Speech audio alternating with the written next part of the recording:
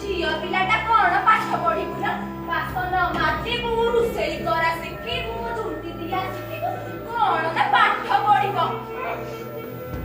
କାନ ଉଠିଲା ଦିନ ତୁ ଏ କଥା ଶୁଣିଥିଲିନି ଝିଅ ପିଲାଟା କଣ ପାଠ ପଢିବୁ ନା ବାସନ ମାଜିବୁ ରୋଷେଇ କରା ଶିଖିବୁ ଝୁଣ୍ଟି ଦିଆ ଶିଖିବୁ କଣ ନା ପାଠ ପଢିବ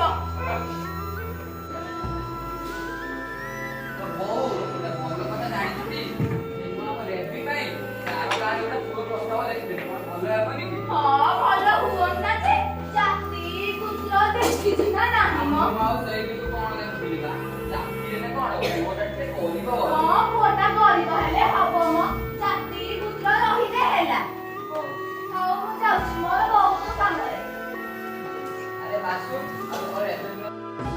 ପାଠ ପଢୁଥିବ ଯାଅ ତମେ ତ ତାର ଦାୟିତ୍ୱ ନେଇଛ ପାଠ ପଢିବା ଦାୟିତ୍ୱ ଦେଖ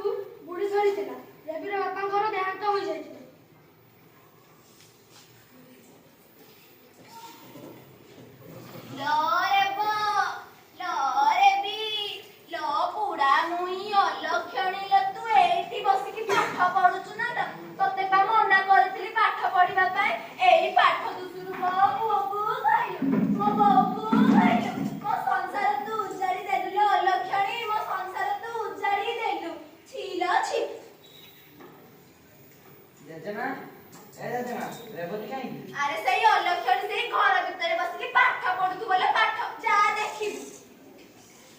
रेवती एने 5 दिनर सौदा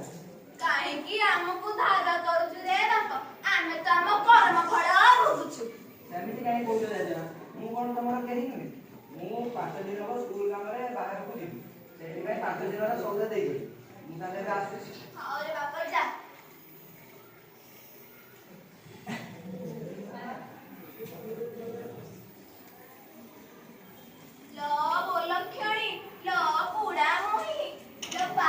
जीवार आज तू केत दिन हैला किलो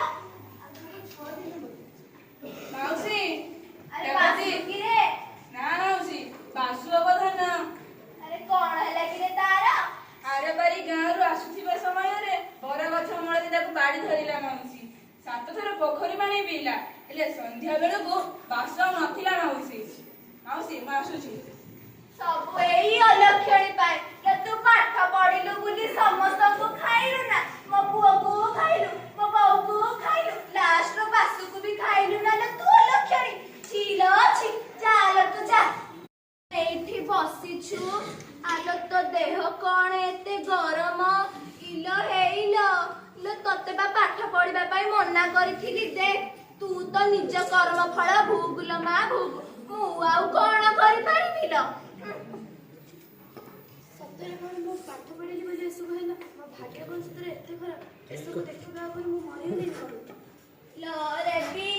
लो कुआडे गल्लु किलो इलो हेइलो लो तू कोन एथे सुइचु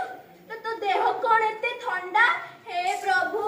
लास्ट रे रेबी भी मते छाड़ी की चाली गला ए प्रभु